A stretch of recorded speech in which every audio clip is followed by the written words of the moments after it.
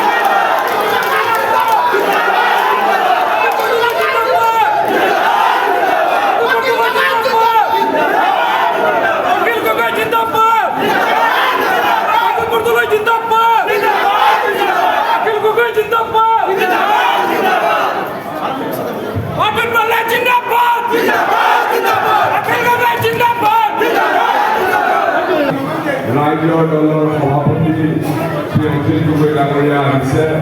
অখিল গগৈ ডাঙৰীয়াই বক্তব্য ৰাখিব। মই কেৱল আপোনালোকে এইষাৰ কথাই ক'ব খুজিছোঁ, আশীৰ্বাদ 400 মানে কি, মানে যিখন সংবিধান যিখন খ্ৰীষ্টিয়ান চবৰে সমবিকাশৰ সুবিধা দিছে। কিহৰ কাৰণে? স্বাভাৱিকতে প্ৰথম আৰু প্ৰাথমিক উদ্দেশ্য হ'ল যে তেওঁলোকে ভাৰতৰ সংবিধান হাত চাপৰি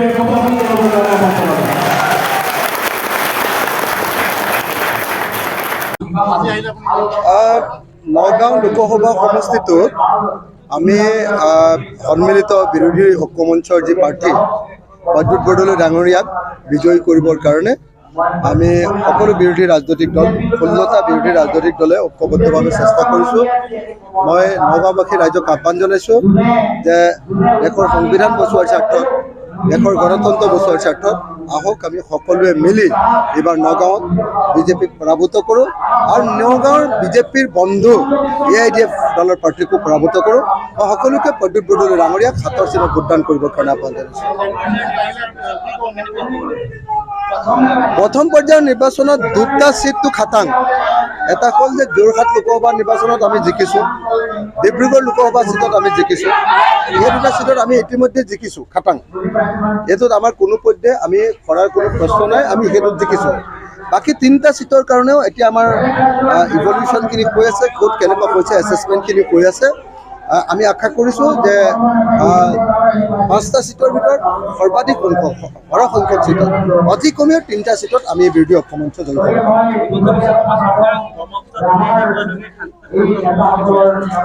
মানে বিজেপি দলক যদি আমি পৰাভূত কৰিব নোৱাৰোঁ দেশৰ পৰা সাম্প্ৰদায়িকতা দূৰ নহয়। বিজেপি দলক যদি আমি পৰাভূত কৰিব নোৱাৰোঁ দেশৰ সংবিধান সুৰক্ষিত নহয়। হিমন্ত বিশ্ব শৰ্মা চৰকাৰক যদি আমি ভাঙি দিব নোৱাৰোঁ, হিমন্ত চৰকাৰক যদি আমি পৰাজিত কৰিব নোৱাৰোঁ, তেতিয়াহ'লে আমাৰ দেশত আমাৰ ৰাজ্যত আমি কোনো মানুহে হিন্দু মুছলমান কোনো মানুহে শান্তিত বসবাস কৰিব নোৱাৰোঁ। সেইকাৰণে গণতন্ত্ৰ ৰক্ষা কৰাৰ স্বাৰ্থত 2026-ত আমি হিমন্ত বিশ্ব শৰ্মাক পৰাভূত কৰিব লাগিব। হিমন্ত বিশ্ব শৰ্মাৰ চৰকাৰক আমি পৰাভূত কৰিব লাগিব। সেইকাৰণে 26টা বিৰোধী ঐক্য মঞ্চৰ আমাৰ ৰাজনৈতিক দলসমূহে ঐক্যবদ্ধভাৱে বিৰোধী ঐক্য মঞ্চই আমি বিজেপিক পৰাভূত কৰিবৰ কাৰণে সিদ্ধান্ত লৈছোঁ আৰু 26ত আমি বিজেপিক পৰাভূত কৰিম, হিমন্ত বিশ্ব শৰ্মা চৰকাৰক পৰাভূত কৰিম, এইটো আপোনালোকে নিশ্চিত থাকিব পাৰে। ফলাফলটো এবাৰ ৰাইজ হেনৰ এজাত। ৰাইজে এবাৰ অসমক কৰা অন্যায় বিজেপি দলে সাম্প্ৰদায়িকতাৰ ৰাজনীতি, দেশৰ গণতন্ত্ৰ আৰু সংবিধান সংকটত পেলোৱা তেওঁলোকৰ যিবোৰ ৰাজনৈতিক কাচৰাজি আৰু তাৰ লগে লগে অসমত কাঁহ জাপি দি 5গৰাকীকৈ শ্বহীদ কৰি অসম চুক্তিক নাৎসাত কৰি 6 নম্বৰ দফা দিম বুলি কৈ মিছা কথা কোৱা 6 জনগোষ্ঠী জনজাতিকৰণ কৰিম বুলি আমাৰ অসমৰ ৰাইজক ৰামঠগন দিয়াৰ বিৰুদ্ধে এবাৰ ৰাইজে ভোট দিব। মূল্যবৃদ্ধি, অত্যাৱশ্যকীয় সামগ্ৰীৰ মূল্যবৃদ্ধি, কৰ কাতলৰ বোজা জাপি দিয়া, বিদ্যুতৰ মাচুল 9 বাৰ বঢ়োৱা, 5 বাৰ খাজানা বঢ়োৱা, তাৰ লগে লগে দৰৱৰ দাম বঢ়োৱা আৰু ঘৰ বন্ধা সামগ্ৰীকে ধৰি সকলো সা সামগ্ৰীৰ দাম বৃদ্ধি কৰি সাধাৰণ জনতাৰ জীৱন কুঁৱা কৰা এই চৰকাৰ আৰু বিজেপি দলৰ বিৰুদ্ধে ৰাইজে ভোট দিব। তাৰ উমান প্ৰথম পৰ্যায়ৰ নিৰ্বাচনত স্পষ্ট হৈছে। আপোনালোকে যোৰহাট লোকসভা সমষ্টি, ডিব্ৰুগড় লোকসভা সমষ্টি যদি মানুহৰ চিন্তা দেখে, মানুহৰ উল্লাস আৰু সকলোৱে উৎসাহ দেখে, মানুহৰ ভোটদানৰ যদি পৰিৱেশ দেখে, তেতিয়া বুজি পাব যে এইবাৰ ৰাইজে বিজেপিক অসমৰ মাটিৰ পৰা উৎখাত কৰিবৰ কাৰণে ইতিমধ্যে সিদ্ধান্ত গ্ৰহণ কৰিছে। আৰু মই আপোনালোকক ক'ব খুজিছোঁ, এই দ্বিতীয় পৰ্যায়ৰ নিৰ্বাচনত এই নগাঁও, মই আজি নগাঁৱলৈ আহিছোঁ, নগাঁও এই লোকসভা সমষ্টি জিকাটো 100% ফাইনেল হৈছে। 2-2.5 লাখ ভোটত প্ৰদ্যুৎ বৰদলৈ নগাঁও সমষ্টিত জিকিব। চাওক, আপোনালোকেও ভালকৈ জানে প্ৰথম পৰ্যায়ৰ নিৰ্বাচনত চাহ শ্ৰমিকে প্ৰতিবাদ কৰিছে চৰকাৰে বাগান বেচা আৰু বিজেপি নেতাই বাগান কিনাৰ কাৰণে। কাৰণ এফালে বাগান বেচিছে, এফালে বাগানবিলাক বিজেপি নেতাসকলে কিনিছে। এই কথাৰ বিৰুদ্ধে উজনি অসমত চাহ শ্ৰমিকে এইবাৰ ভোটৰ বাকচত তীব্ৰ প্ৰতিবাদ কৰিছে।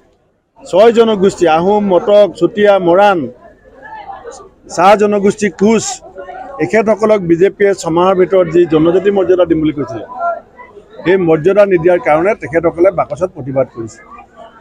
সদৌ অসম ছাত্ৰ সন্থাৰ দৰে জাতীয় সংগঠন, তেনেকুৱা তেওঁলোকৰ লগত থকা আৰু বহুত ছাত্ৰ সংগঠন সকলোৱে একেষাৰে কৈছিলে যে অসম আৰু অসমীয়াৰ স্বাৰ্থত, অসমৰ ভৱিষ্যতৰ স্বাৰ্থত বিজেপিক আমি ক্ষমতাৰ পৰা বিদায় দিব লাগিব। অৰাজনৈতিক ছাত্ৰ সংগঠনৰ আহ্বান উজনি অসমৰ মানুহে সন্মান জনাইছে।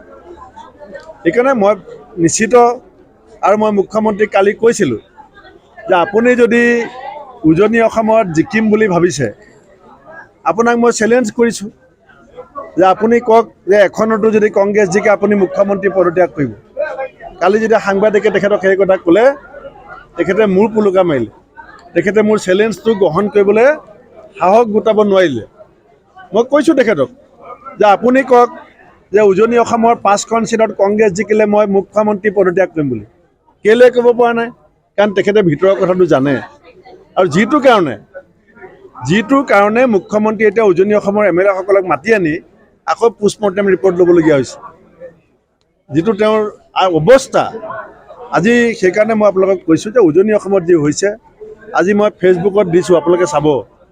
নগাঁৱৰ ঢিঙত যিখন সভা, যি ধৰণে হিলদোল ভাঙি মানুহ ওলাই আহিছে, নগাঁৱৰ ঢিঙৰ সভাখনৰ ফটো যদি আপোনালোকে চায়, ফটো যদি আপোনালোকৰ সংবাদ মাধ্যমে অসমৰ মানুহক দেখুৱায়, 26 তাৰিখলৈ ৰ'ব নালাগে, নগাঁৱৰ ৰিজাল্ট, প্ৰদ্যুৎ বৰদলৈ ডাঙৰীয়াৰ ৰিজাল্ট আজি ওলাই গৈছে।